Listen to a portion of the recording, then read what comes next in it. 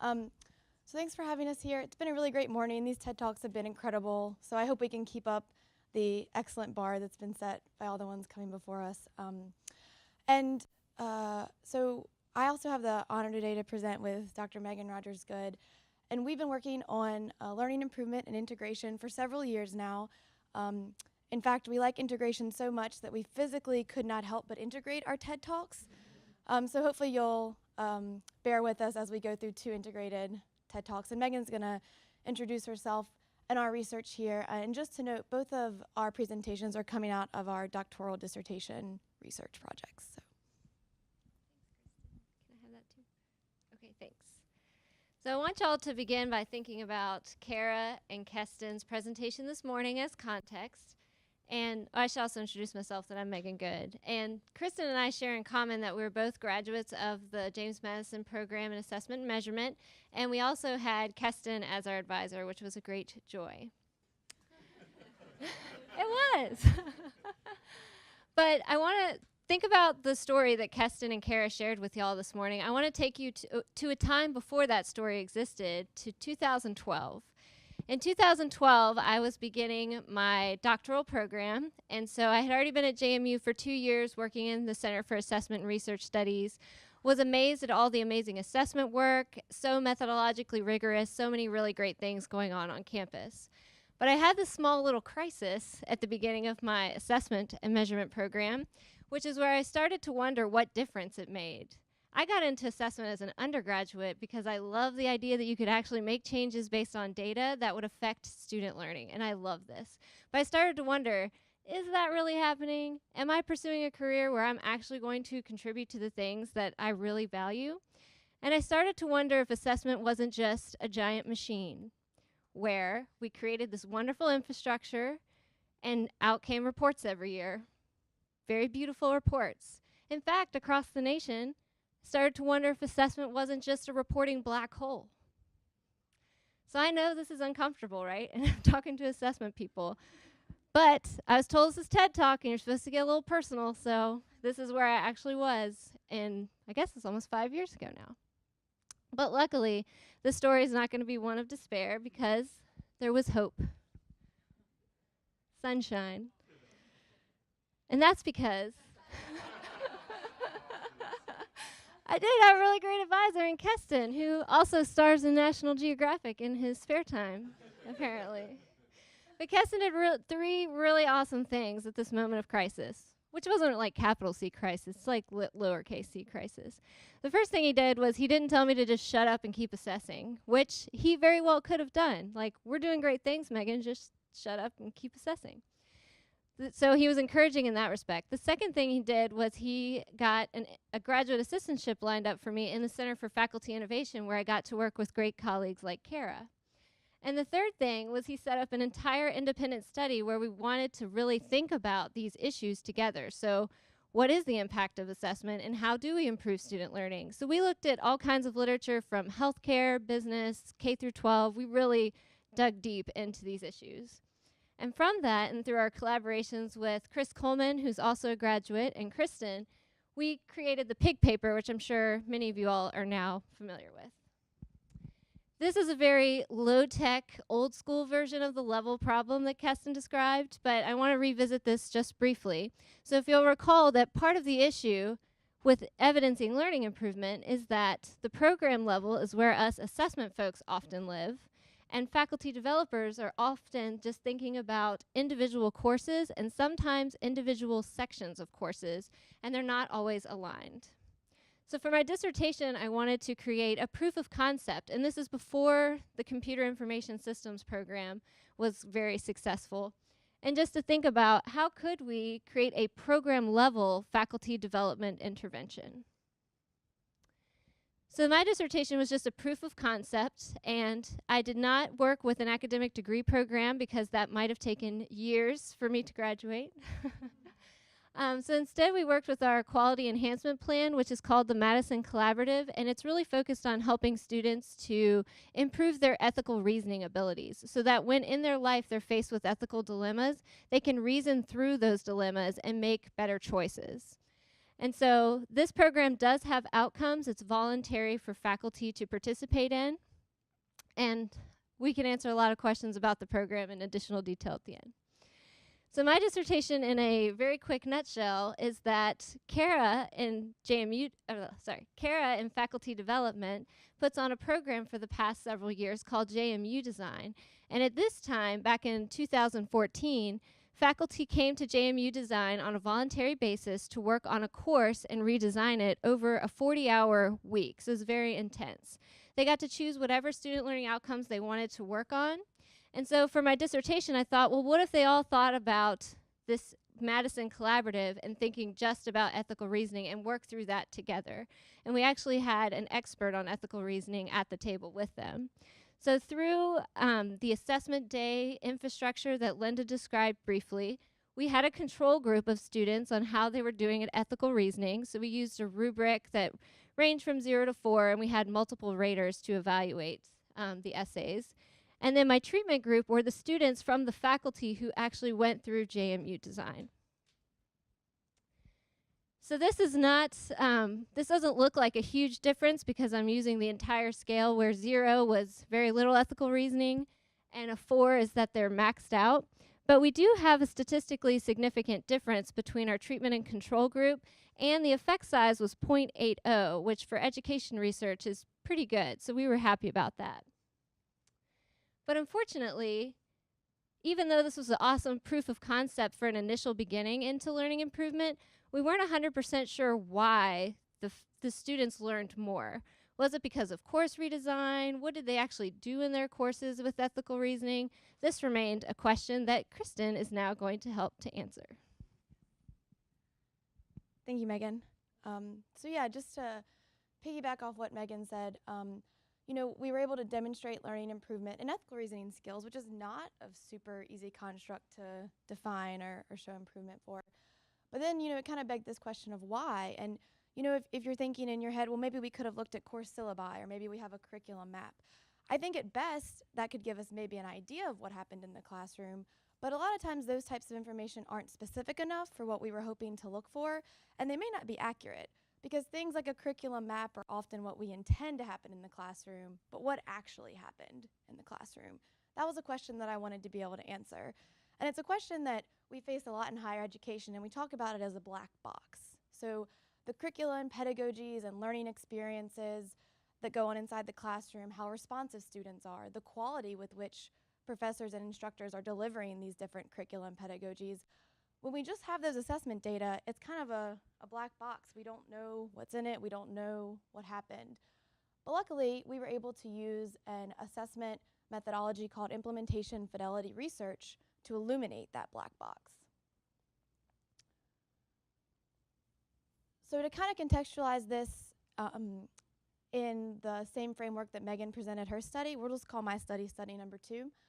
We again had a control group of students from that assessment day data that Linda talked about and Megan mentioned.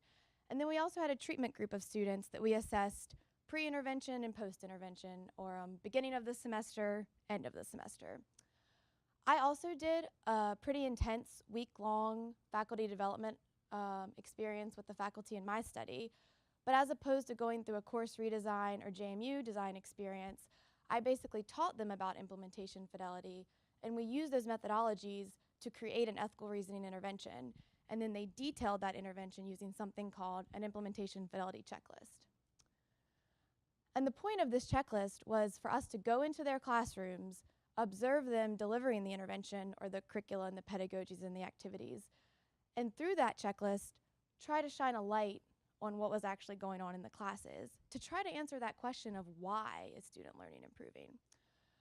Now, I think this is a good time to mention that we kind of took a page out of Kathy and Charlie's playbook here, because we wanted to get students involved in this process. So I trained 5 undergraduate and 2 graduate students to collect these fidelity data. So they were our researchers that were in there shining the flashlight into these different curriculum pedagogies.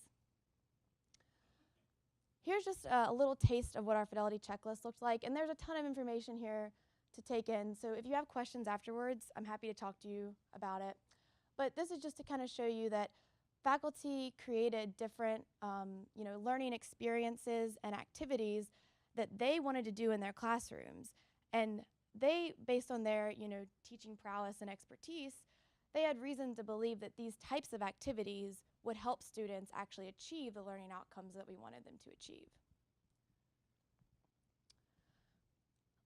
Thankfully, we used very similar data collection and the exact same instrument as Megan used in her study, so the studies were highly comparable. When we compare those, here I'm going to just show you the post-intervention or end of semester, you can think about it that way, end of semester results for Megan's students. She was able to demonstrate improvement. Her students were at about a 1.5 after they experienced the intervention. In the students in my study, we were able to get them to a 2.0, which notably is our standard for our entire university. It's part of our strategic plan. This is the first time we've ever been able to see students in aggregate get to that level, so we were excited about that.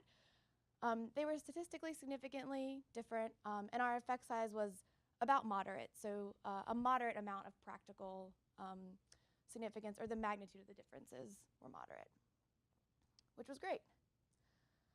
If you recall, for our study, we also had that pre-test, post-test, beginning of semester, end of semester data collection methodology. So we were also able to show improvements within our same students. And really encouragingly here, again, we got them to an average of a 2, and our effect size was, I'll call this super duper for educational research. So the magnitude of the improvement was very impressive. So again, the big part of this to bring in the fidelity data is we want to think about why. Why did student learning improve this much? So here I'm just showing you profiles. We were in 6 different classes, and that's what you're seeing by the different colored lines. So faculty 1 through faculty 6 just represents the 6 different classes that implemented the ethical reasoning intervention that we collected fidelity data from. Now, all the way on the left, we have students' average ethical reasoning writing assessment scores. So this is the same instrument Megan used. It's a performance assessment. Students write an essay. It's rated by 2 independent raters. We do some complex statistical analyses like generalizability theory to make sure the scores that these raters are providing are reliable. We've also done some validity studies about those scores, which we can talk more about if you're interested in that. But the measure is psychometrically sound. And as you can see here, when we look at it, kind of profiling it according to class, we found some interesting things. And just to summarize that, we found that there seems to be a relationship between the average perceived responsiveness of students in the classrooms and the quality with which the intervention was being implemented. But the relationship is complex, and we can unpack that a little bit more if you have questions. So, for instance, high quality and high perceived responsiveness might have been having an additive effect for faculty member number 5. That's the top blue line. Another notable finding that we had was that quality might potentially offset some of the negative influences of low student responsiveness. So even if students aren't very responsive and not super jazzed to be in your class and they're not as engaged as you'd like, implementing all of the intervention features with high quality may be able to offset some of the low or the negative effects of low student responsiveness, which is encouraging if you teach classes and you feel like your students aren't being super responsive or maybe aren't as responsive as you'd like them to be. To wrap this up, kind of going back to Megan's initial analogy and back to Keston and Kara's conversation about assessment becoming this machine, what we really tried to do with these 2 projects was take the machine that assessment may have become and really put the human touch back into that and focus on the reason why we do assessment, which, as several other talks this morning touched on really well, is the fact that we want to improve student learning and we want to help faculty get better at the jobs that they're so passionate about doing. So our hope is that through this research we can help human and machine live in unity. So yeah, and that's all we have for you.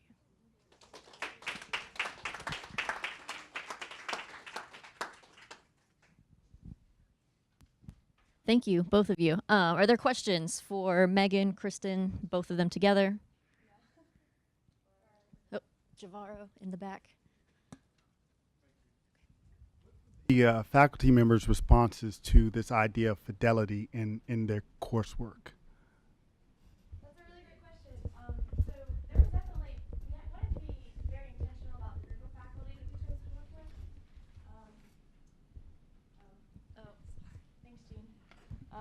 we wanted to be really intentional about the group of faculty that we chose to work with. And they were from all different disciplines. So we had faculty from like health sciences, philosophy, education, justice studies, ISAT. But one of our faculty from education had actually dealt with implementation fidelity in a K-12 setting where teachers go in and it's like, you must say this sentence or else, you must show this graphic or else. And we didn't approach it that way at all. But I think she came in with some biases, obviously from her experiences. So we really wanted to start with educating faculty about what this process was and making it very clear to them what we were going to do with these data, and that it was in no terms like an evaluative mechanism. So I think that helped a little bit, so that there was a lot of transparency. Also, all of these fidelity data they reviewed and quality checked or QC'd. So it wasn't like I was and my researchers, we weren't going in and collecting these data and then keeping it a secret. We were very transparent with them. And I think that made them feel more comforted in the fact of knowing that we weren't doing anything sketchy. But I will say that we intentionally picked a group of faculty who we thought would be willing participants. So,